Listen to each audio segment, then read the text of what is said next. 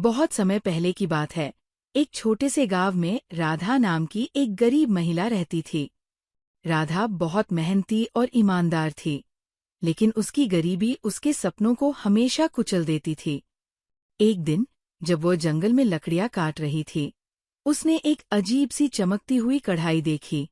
वह कढ़ाई जादुई लग रही थी और उसके पास पहुंचते ही उसने सुना, अगर तुम मेरे अंदर कुछ भी पकाओगी तो मैं तुम्हें उससे 10 गुना दूंगी।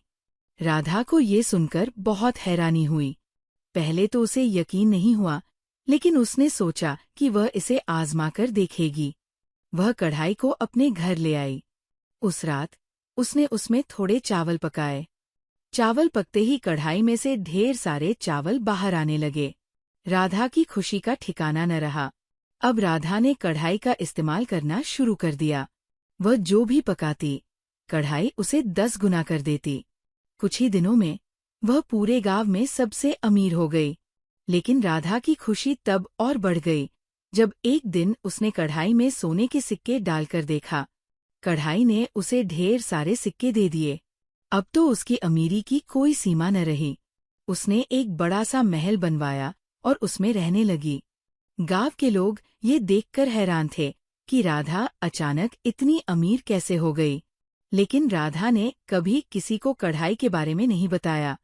वह जानती थी कि ये कढ़ाई उसे भगवान का वरदान है। कुछ समय बाद गांव के लालची जमींदार को राधा की अमीरी का राज पता चल गया। उसने कढ़ाई को चुराने की योजना बनाई। एक रात वह राधा के महल में घुसा और कढ़ाई चुरा लाया। जमींदार ने घर आकर कढ़ाई में पैसे डालने की कोशिश की, लेकिन कढ़ाई से कुछ नहीं निकला। उल्टा कढ़ाई ने गुस्से में उसके पूरे घर को निगल लिया।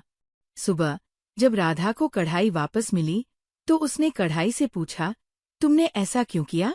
कढ़ाई मुस्कुराई और बोली, मैं सिर्फ ईमानदार और मेहनती लोगों के साथ रहती हूँ। लालचियों के लिए मैं विनाशकारी बन जाती हूँ। राधा ने कढ़ाई को धन्यवाद दिया और वादा किया कि वह इसका इस्तेमाल केवल अच्छे कामों के लिए करेगी। तब से राधा अपने महल में सुख और शांति से रहने लगी और गरीबों की मदद करती रही।